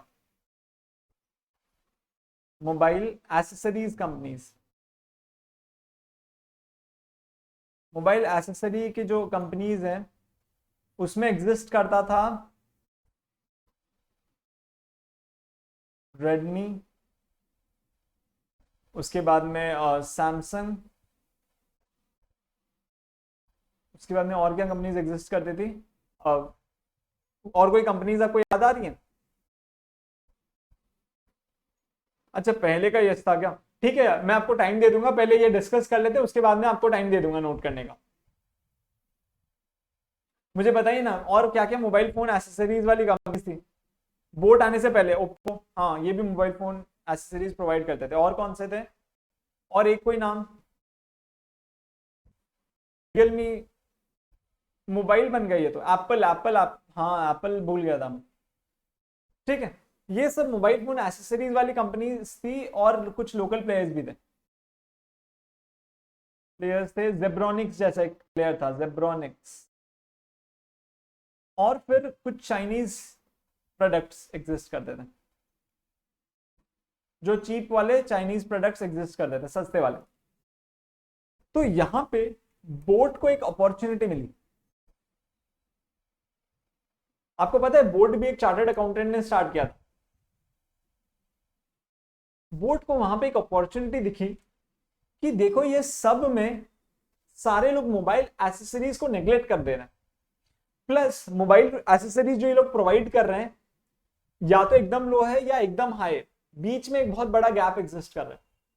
या तो एकदम लो है और या फिर एकदम हाई है, बीच में एक बहुत बड़ा गैप एग्जिस्ट कर रहे हैं।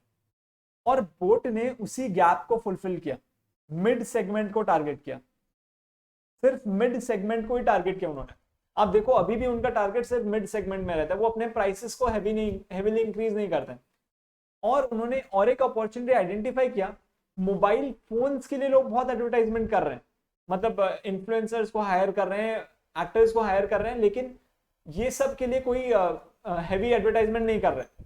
तो उन्होंने क्या किया, उन्होंने हायर करना चालू किया एक्टर्स, इन्फ्लुएंसर्स को, और उनको बोट हेड्स बुलाया। ये दो फैक्टर्स उनके बहुत हेल्प किए। और आज देखो, आज उनके बोला जाता है जनरली हर 7 मिनट्स में एक प्रोडक्ट बोट का सेल होता है। ठीक है, तो ऐसे हेल्प कर रहा है कंपटीशन मैनेज करने के लिए। तो आप पहले एक लाइन लिखेंगे, उसके बाद में एग्जाम्पल लिखिएगा। अच्छा मैं पहले लिख दे रहा हूं, आप उसके साथ बाद में आप दोनों पॉइंट्स लिख लीजिएगा। Helps to analyse competitors strategy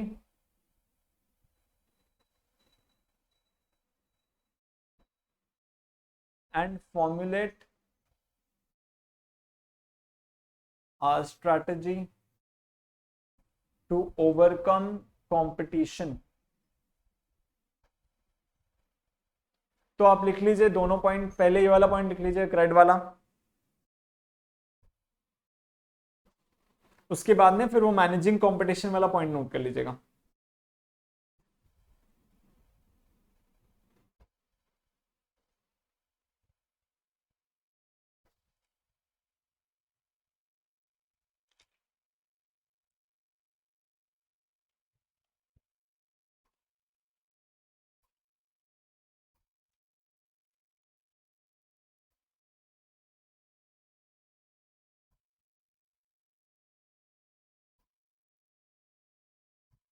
done, आपने नोट कर लिया ये वाला? कौन बैन हो गया है? क्रेड बैन हो गया? ये किसका बात कर रहे हैं हम, कौन बैन हुआ है?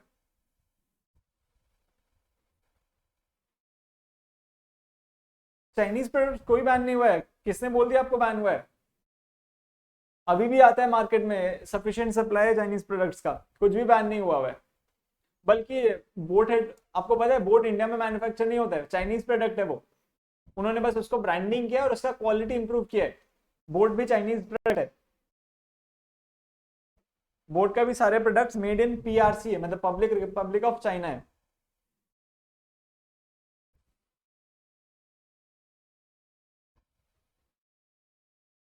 आपने नोट कर लिया है क्या? ये फिर मैनेजिंग कंपटीशन वाले में पहले ये लिख लीजिए, helps to analyse competitor strategy, उसके बाद में एग्जांपल लिख दीजिए। ये ओल्ड प्लेयर्स थे, और फिर बोट को यहां पे अपॉर्चुनिटी दिखा, टारगेट्स मिड सेगमेंट, और उसके बाद में बोटेड्स इन्फ्लुएंसर। मैंने आपको एक्सप्लेन कर दिया, आप अपने साथ अपने आपको जैसे समझ में आएगा वो आप ऐड करके लिख लीजिएगा, क्योंकि अब एग्जांपल्स आपको अपने हिसाब से लिखने पड़ेंगे यहाँ पे।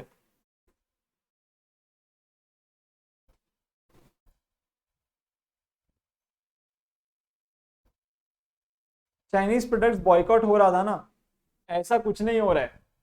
आप हाँ मतलब हो सकता है कि हम धीरे धीरे शिफ्ट कर रहे हैं। बोट ने भी बोला कि हम इंडियन प्रोडक्शन स्टार्ट करने का सोचेंगे। एक्चुअल में पता है आपको, जेब्रॉनिक्स ना वो इंडिया में मैन्युफैक्चर होता है, लेकिन हम लोग बाय नहीं करते थे, हम बोट ही बाय कर रहे थे। तो बोट एक्चुअली चाइनीज प्रोडक्ट है, चाइना में बनता है और वो यहाँ पे इंपोर्ट करते हैं और वो सेल करते हैं। आप चेक करना, अगर आपने बोट से कुछ ऑर्डर पक्का किया होगा, आप उसमें चेक करना, देखना लिखा हुआ होगा मेड इन पीआरसी और इंपोर्टेड इन इंडिया। और सारे मोबाइल फोन्स भी वही हो रहे हैं।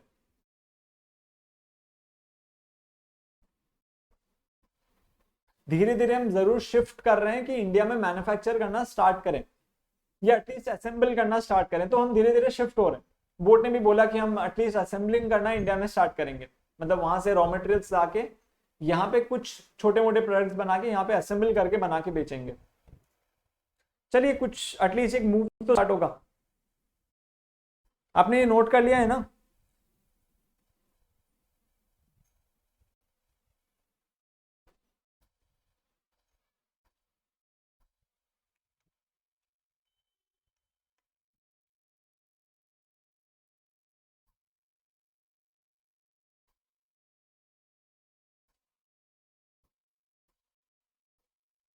हाँ हाँ ओके।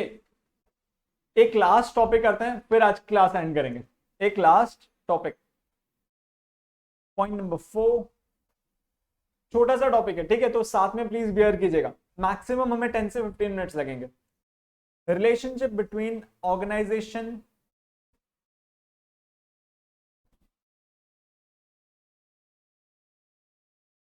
And environment.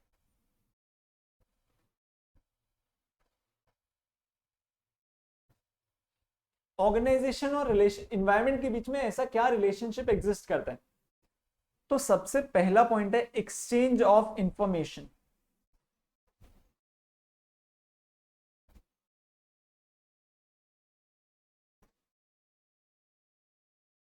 जैसे देखिए ये रहा इन्वायरमेंट, उसके अंदर एक ऑर्गेनाइजेशन एग्जिस्ट करता है। तो ऑर्गेनाइजेशन को कंटिन्यूसली इन्वायरमेंट से इंफॉर्मेशन चाहिए कि भैया कस्टमर्स को क्या चाहिए, सप्लायर्स क्या कैसा क्या प्राइस पे सेल कर रहे हैं, क्या क्वालिटी सेल कर रहे हैं, उसके बाद में लोगों का डिमांड क्या है, क्या प्राइस मार्केट में चल रहा है। ये सारी चीजें, ये इंफॉर्मेशन ऑर्गेनाइजेशन को इन्वायरमेंट से मिलती है। ये सारी इंफॉर्मेशन ऑर्गेनाइजेशन को अपने इन्वायरमेंट से मिलती है, जिसमें वो ऑपरेट करता है कि मार्केट में क्या प्राइस चल रहा है, लोग क्या प्रोडक्ट डिमांड कर रहे हैं, सप्लायर क्या प्राइस चार्ज कर रहे हैं। ये सारी चीजें एक ऑर्गेनाइजेशन को अपने एनवायरमेंट से मिलती है। अकॉर्डिंगली एक ऑर्गेनाइजेशन एनवायरमेंट में क्या कंट्रीब्यूट करते हैं वो बताता है इनडायरेक्टली, कि क्या सप्लायर का क्या प्राइस होना चाहिए, हमारा मार्केट प्राइस क्या चल रहा है, हमारा मूव क्या है। ये सारी चीजें कॉम्पिटिटर जानना चाहेंगे। ये सारी चीजें एक ऑर्गेनाइजेशन का कॉम्पिटिटर्स जानना चाहेंगे कि ऑर्गेनाइजेशन में सप्लायर्स को क्या चाहिए, क्या मार्केट प्राइस चल रहा है, हमारा नेक्स्ट बिजनेस मूव क्या है, हम नया प्रोडक्ट क्या लॉन्च कर रहे हैं। ये सारी चीजें कॉम्पिटिटर्स जानना चाहेंगे ना। तो कॉम्पिटिटर्स इन्वायरमेंट में एग्जिस्ट करते हैं। तो उन्होंने बोला, और एक ऑर्गेनाइजेशन इन्वायरमेंट से इंफॉर्मेशन लेती भी है और इन्वायरमेंट को इंफॉर्मेशन देती भी है, अपने कॉम्पिटिटर्स को ये इंफॉर्मेशन देती भी है, ठीक है? इसको हम बोलते हैं एक्सचेंज ऑफ इंफॉर्मेशन। तो इसको लिख लीजिए, organisation scans information from information from environment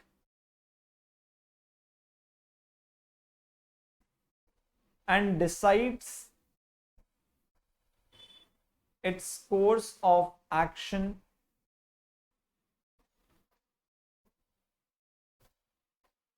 this information helps in planning,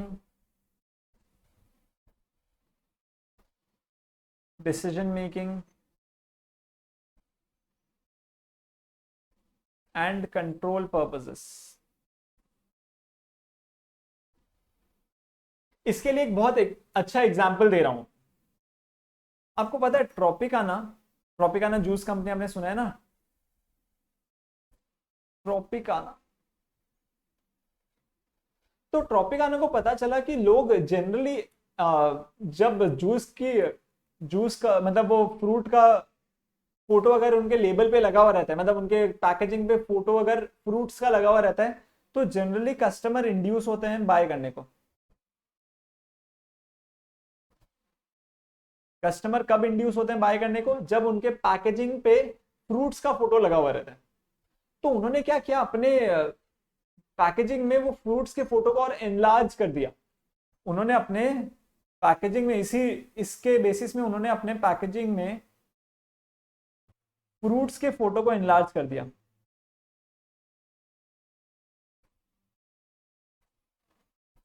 लेकिन एक्चुअली में ये बैकफायर कर गया। ये उनका प्लानिंग था, ये उन्हें डिसीजन लिया, लेकिन ये बैकफायर कर गया। बैकफायर क्या हुआ, जब जब से उनका पैकेजिंग चेंज हुआ, उनका सेल्स ड्रॉप होना चालू हो गया। लोग उनके कॉम्पिटिटर के प्रोडक्ट्स को पिक करना चालू कर दिए। तो उनको पता चला कि एक एवरेज फोटो साइज, हमारा जो प्रीवियस फोटो साइज था वही सफिशिएंट था। फिर जब से हमने एनलार्ज किया, सेल्स बढ़ने की जगह गिरने लगी है। तो उन्होंने क्या किया, वापस अपना ओल्ड पैकेजिंग रिज्यूम कर लिया। ये है कंट्रोल। ठीक है, तो ऐसे इंफॉर्मेशन बिजनेस इन्वायरमेंट से कलेक्ट करती है और अकॉर्डिंगली प्लानिंग करती है, फिर डिसीजन मेकिंग लेती है। और अगर वो बैकफायर कर गया या फिर कुछ चेंजेस लाने, तो वो कंट्रोल एक्टिविटीज रन करती है अकॉर्डिंगली। ऐसे ही वो कॉम्पिटिटर्स के साथ देखते हैं कि मान लो हमने प्राइस कम कर लिया और कॉम्पिटिटर ने हमसे भी ज्यादा प्राइस कम कर लिया और हम वो रीच नहीं कर पा रहे, तो हम क्या नेक्स्ट मूव कैसे प्लान करें। क्या हम नया वर्जन लॉन्च करें या फिर कोई दूसरा प्रोडक्ट सेल करना स्टार्ट करें। ठीक है, तो आप ये नोट कर लीजिए, उसके बाद में ये एग्जाम्पल नोट कीजिए।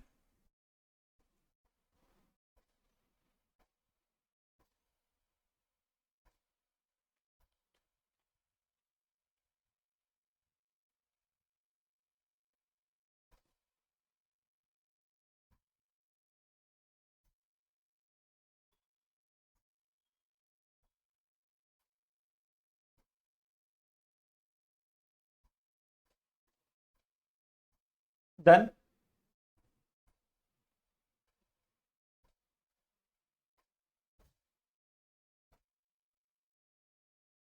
उसके बाद में बस और एक लाइन लिख लीजिए,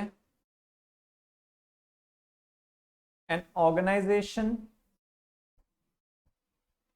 also provides information to its consumers, information to the environment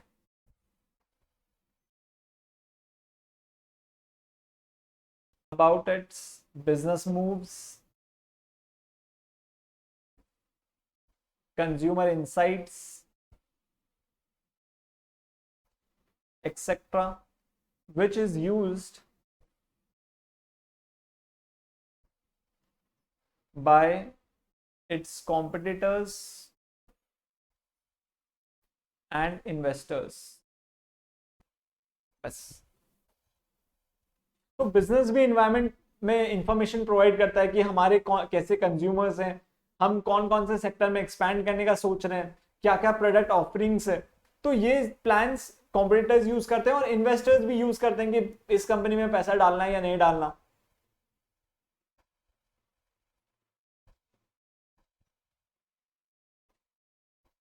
ठीक है, फिर नेक्स्ट पॉइंट, पॉइंट नंबर 2, उसी के अंदर मेन पॉइंट नंबर 4 के अंदर सब point number 2, exchange of resources.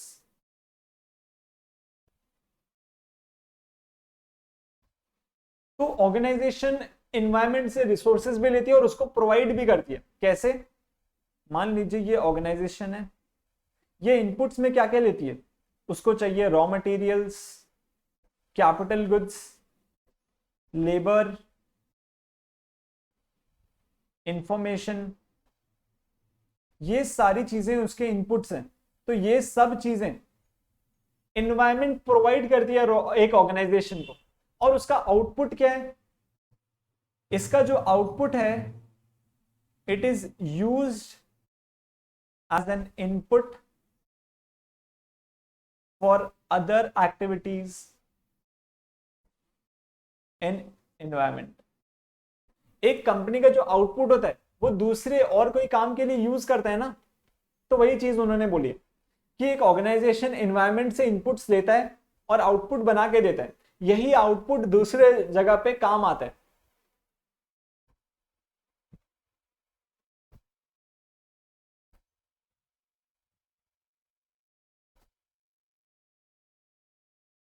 और नीचे बस एक लाइन लिख लीजिए, organisation understands the needs of consumers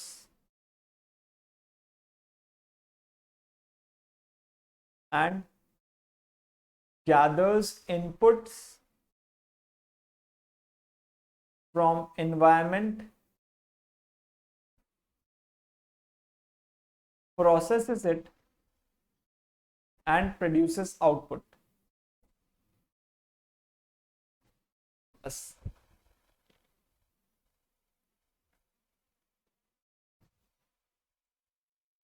और एक लास्ट पॉइंट, बस point number 3, exchange of influence and power।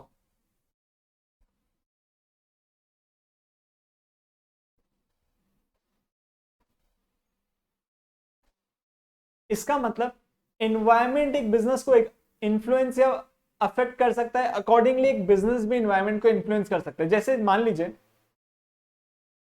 Example से डिस्कस करते हैं, टेलीकॉम सेक्टर में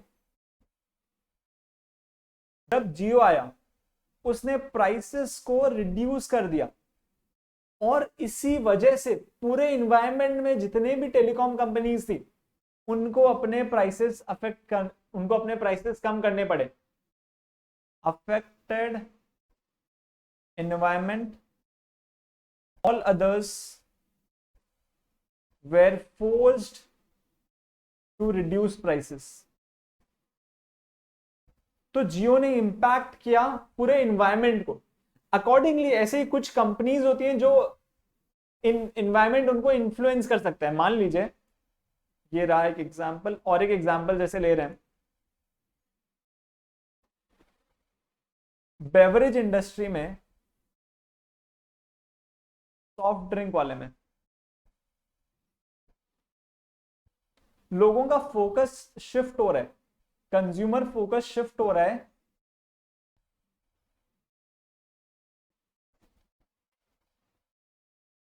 हेल्दी ऑल्टरनेटिव्स में।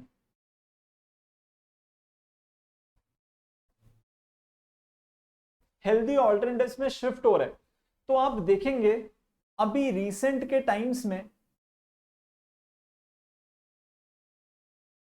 इसी रीजन के वजह से जो भी एग्जिस्टिंग कंपनीज है वो अपने हेल्दी ड्रिंक्स लॉन्च करना स्टार्ट कर रहे हैं। जो भी एग्जिस्टिंग कंपनीज है वो अपने हेल्दी ड्रिंक्स लॉन्च करना स्टार्ट कर रहे हैं।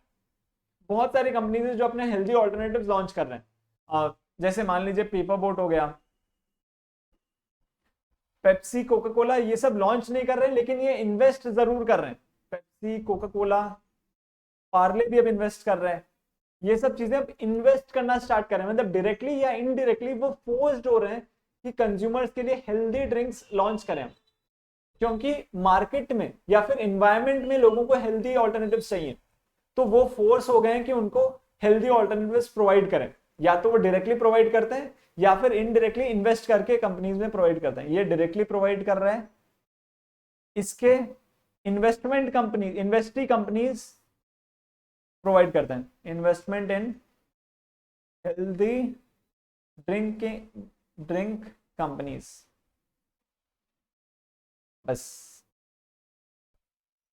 तो एनवायरमेंट इंफ्लुएंस कर सकता है बिजनेस डिसीजंस को, अकॉर्डिंगली एक ऑर्गेनाइजेशन जिसके पास सफिशिएंट पावर है वो भी अफेक्ट कर सकता है पूरे एनवायरमेंट को। बस आपको ये चीजें नोट करनी है।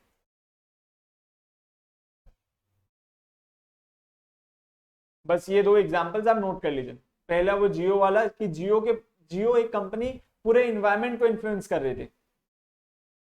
और फिर नीचे नोट कर लीजिए बेवरेज इंडस्ट्री में कैसे इन्वायरमेंट ने इंपैक्ट कर रहा है हर कंपनी को। और वो लास्ट पॉइंट था और इसके साथ अपना आज का टारगेट कंप्लीट होता है।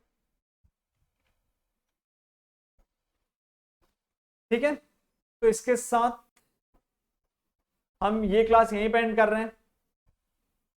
Thank you so much, have a wonderful day, thank you.